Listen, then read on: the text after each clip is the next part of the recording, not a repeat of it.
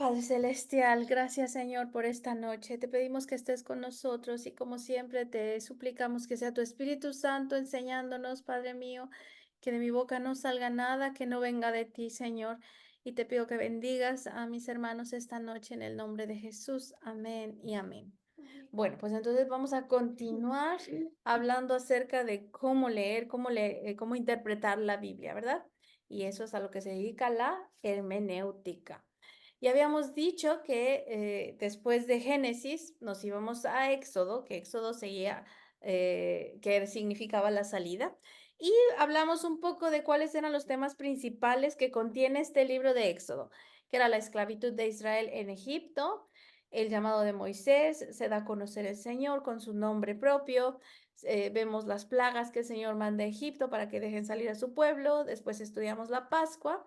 Y hoy vamos a hablar acerca de la ley y el convenio y a la siguiente semana hablaremos de el tabernáculo de Moisés, que es el santuario que el Señor le mandó a Moisés construir. Bueno, la clase pasada habíamos hablado de la Pascua, ¿verdad? Esa tan importante situación o el evento más importante de toda la nación de Israel, porque es lo que los define como nación en realidad. Habíamos hablado del sacrificio del cordero, después de cómo salieron con toda majestuosidad de Egipto, cómo los salvó el Señor. También hablamos de cuál era la relación entre Jesús y el Cordero de Pascua. Recuerdan que la sangre del Señor Jesús en nuestros corazones, cuando la aplicamos por fe, el ángel de la muerte, cuando venga a visitarnos, nos va a saltar. Entonces, por eso es que tenemos vida eterna. Amén. Después vamos a pasar a la parte cuando ya salen de Egipto, cruzan el Mar Rojo, llegan al desierto y en la montaña del Sinaí, en el monte Sinaí, ahí se encuentra Dios con su pueblo y ahí es cuando sube Moisés y es cuando Dios le da los 10 mandamientos a Moisés. ¿Qué pasó ahí? ¿Qué tiene que ver este evento? Bueno, pues el Señor hace un convenio con Israel después de que lo salvó. Y un convenio quiero que lo vean como si fuera un acta de matrimonio. El Señor les dice, yo los salvé, ahora ustedes van a ser mi pueblo y yo voy a ser su Dios. ¿Ustedes aceptan esto? Y entonces el convenio en realidad eran sus mandamientos y ellos dijeron, sí, aceptamos, tú vas a ser nuestro Dios y nosotros vamos a ser tu pueblo y nosotros te vamos a obedecer. Entonces, este convenio es un contrato con leyes y mandamientos que son las condiciones de este convenio. Pero también quiero que noten que solamente ocupan una pequeña parte de toda la Torá, es decir, una parte de los primeros 5 libros de la Biblia que son el Pentateuco, ¿ok? Yo creo que hoy es una de las clases más importantes que van a tener acerca de esto porque vamos a poner las bases acerca de cómo funcionan los mandamientos y las leyes del Señor, ¿ok? Entonces, el convenio está formado por leyes y por mandamientos que incluyen ciertos ritos ceremoniales, también incluyen costumbres, también hay versículos acerca de la justicia social y también el Señor les enseña y les da códigos morales, ¿ok? Esto es para ayudar a la nación de Israel en sus primeros pasos a que caminen hacia la luz, porque tenían que ser una nación diferente al resto. El resto de las civilizaciones literalmente vivían en la oscuridad y el Señor quería que ellos fueran diferentes. Entonces, estos son sus primeros pasos hacia la luz. Ujú. Ahora, cuando nosotros leemos la Biblia, quiero que se den cuenta de un patrón que hay en la narrativa. Acuérdense que la Biblia es una narración, ¿ok? Es una historia. No nada más son leyes, sino es una historia. Y en esta historia, en Éxodo, nos damos cuenta que Moisés lleva los primeros mandamientos a los hijos de Israel, ¿ok? Cuando estaba en el monte, baja con las tablas y algunos de los mandamientos dice, no tendrás otros dioses, otro dice, no te harás imágenes, etcétera. Les da 10 mandamientos, ¿verdad? Pero, ¿qué estaba pasando simultáneamente? Que los hijos de Israel rompieron esos mandamientos haciendo un becerro de oro. Se desesperaron de que Moisés no bajaba del monte y dijeron, necesitamos un Dios, pues vamos a hacernos un Dios. Y hicieron el becerro de oro, lo empezaron a lavar y ahí rompieron ya los mandamientos que apenas les estaban llegando, ¿ok? ¿Qué pasó después? que entonces, después de esa horrible escena, Moisés les dio nuevos mandamientos. Bueno, el Señor le dio estos mandamientos a Moisés, obviamente. ¿Qué pasa después dentro de la narrativa? Vemos que Israel se vuelve a rebelar y entonces Moisés trae más mandamientos, vuelve a haber otra rebelión y entonces Moisés trae más restricciones de parte del Señor. ¿Se dan cuenta del patrón? Mandamiento, rebelión, mandamiento, rebelión, mandamiento, rebelión. Y así sigue la historia, ¿ok? Ahora, ¿qué pasó? El pueblo de Israel comenzó nada más con 10 mandamientos, eran 10 mandamientos. Y después el Señor les fue subiendo el estándar, les fue subiendo las restricciones, pero por culpa de los pecados y las transgresiones que estaban cometiendo, ¿ok? Entonces, el propósito de la narrativa, el propósito de esta historia es demostrar que esos 613 mandamientos que el Señor dio a Israel no fueron dados sin ninguna razón, sino que se les fueron dados como una respuesta a sus acciones pecaminosas, ¿ok?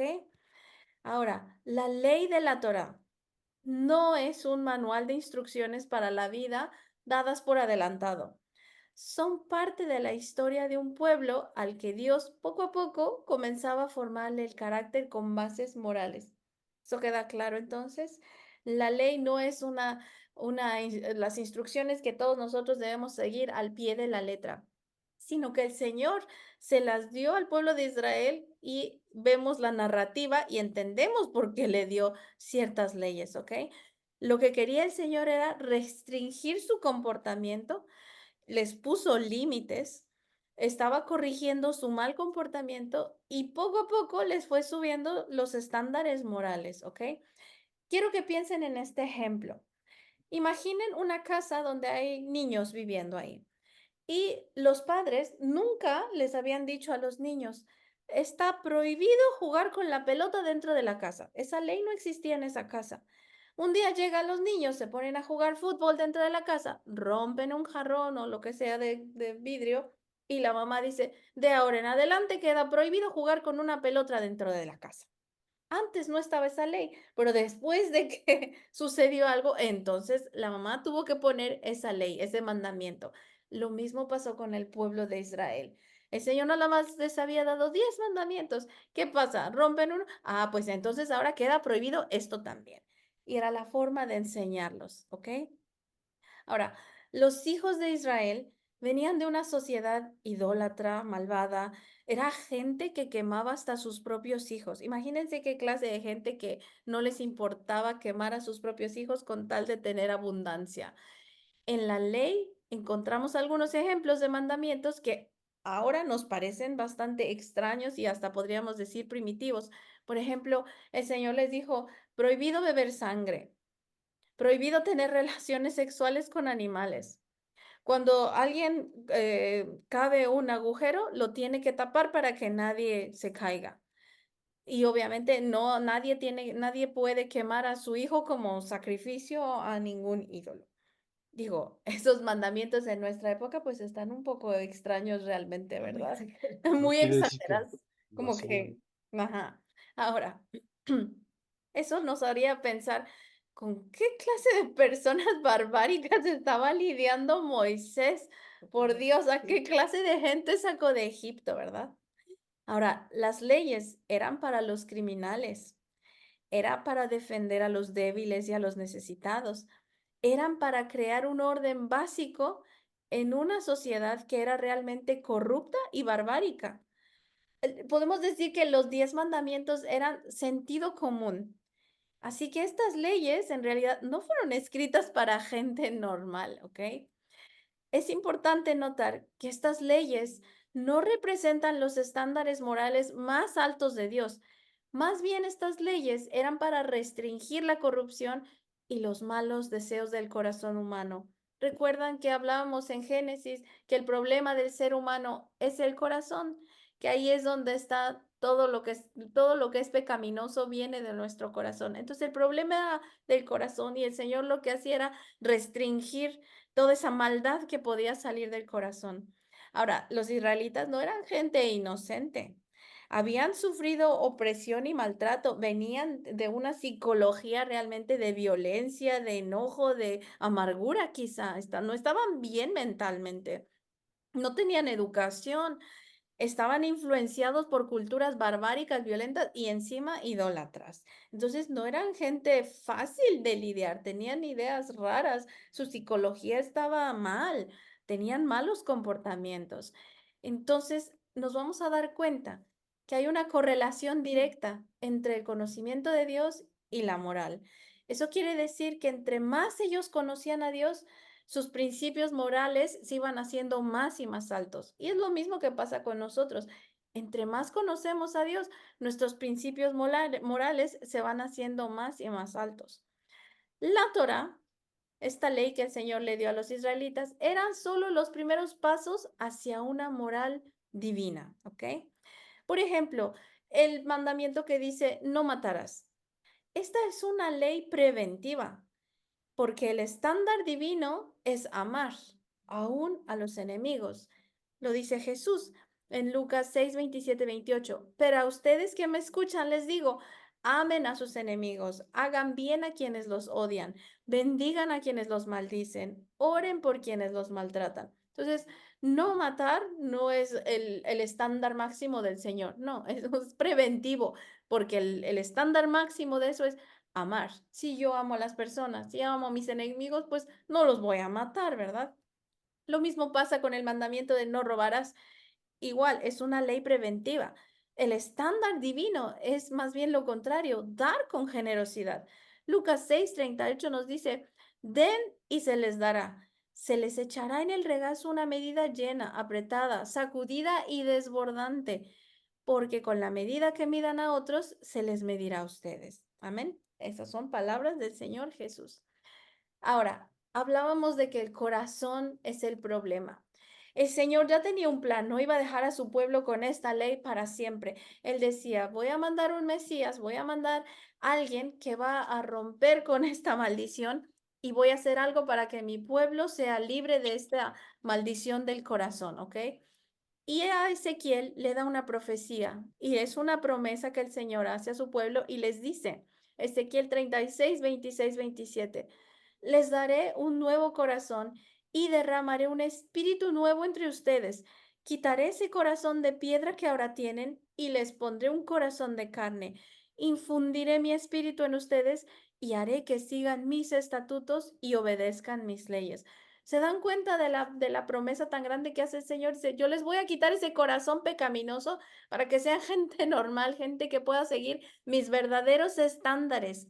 Y yo les voy a dar un espíritu para que los pueda ayudar a fortalecerse y a llevar a cabo esos estándares, esas leyes que son mis más altos estándares, ¿ok?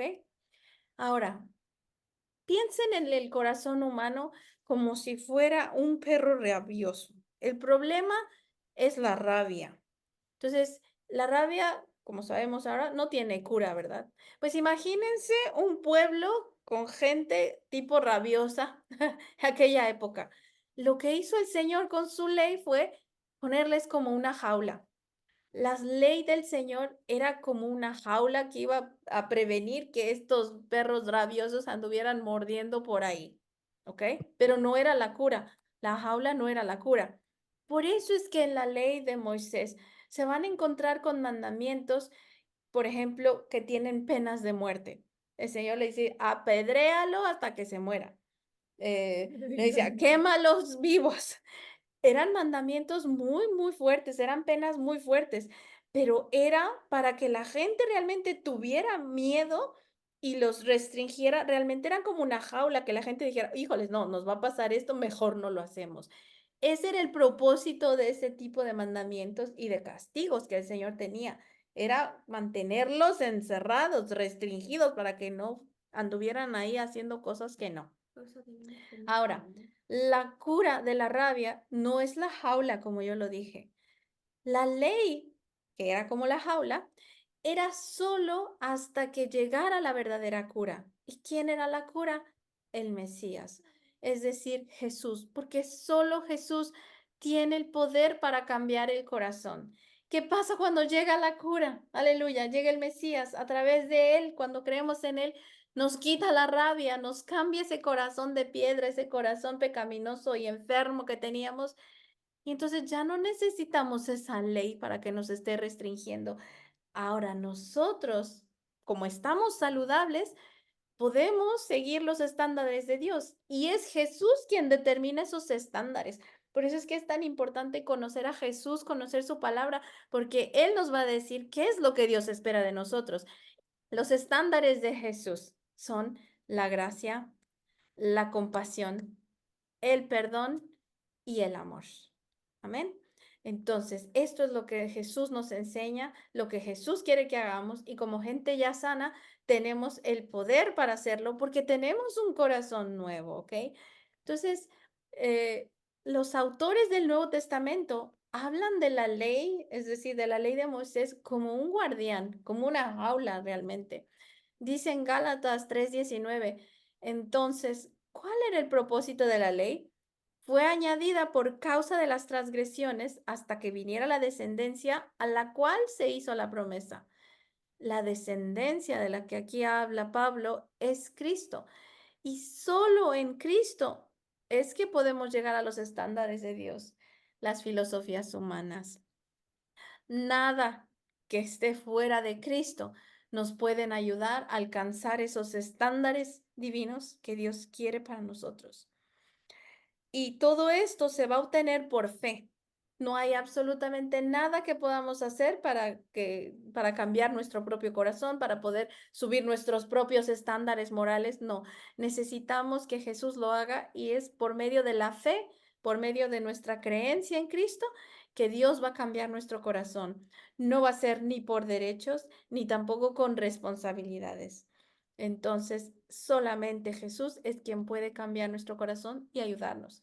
Por eso es que la ley de Moisés no podía curar la dureza de los corazones, ni tampoco sus malos deseos. Solo pudo poner en confinamiento al pueblo de Dios por un periodo limitado, ¿ok? Hasta que el Mesías trajera la cura verdadera. Y la cura verdadera, como lo dije hace un momento, es un corazón nuevo, con la capacidad de amar como Dios ama, de amar a Dios y de amar a nuestro prójimo. Y una vez curados y con un corazón nuevo, pues el Mesías comienza a vivir dentro de nosotros por medio de su Espíritu Santo y nos comienza a santificar. Es decir, nos comienza a dar sus estándares morales, sus estándares divinos y nos aparta del mundo para un propósito específico. Ahora, ¿qué podemos decir? Ay, vamos a olvidarnos entonces por completo de la ley. Ya no sirve la ley de Moisés. Pues no, no podemos hacer eso. ¿Por qué? Porque la ley nos enseña sobre el amor del Señor, nos enseña acerca de su santidad, nos enseña acerca de su gracia y nos da conocimiento y sabiduría. También nos ayuda a profundizar nuestro conocimiento acerca del carácter y del trabajo de la obra de Jesús. Nos motiva a amar a Dios y a nuestro prójimo. Ahora, para poder entender a Jesús en todo su contexto, en todo lo que él quería enseñarnos, pues nosotros necesitamos conocer y entender la Torá, esta ley. Y para entender cómo es que debemos relacionarnos con el Señor, nosotros necesitamos conocer y entender el sistema del santuario también, que es el tabernáculo, que Moisés construyó por órdenes de Dios para ver cómo iba Dios a lidiar con los pecados del pueblo, porque digo, si tenían el corazón malo, pues iban a caer de alguna otra manera, pero el Señor les proveyó una solución temporal para lidiar con el pecado en aquella época. Y eso es lo que vamos a ver nosotros en la siguiente clase. Amén.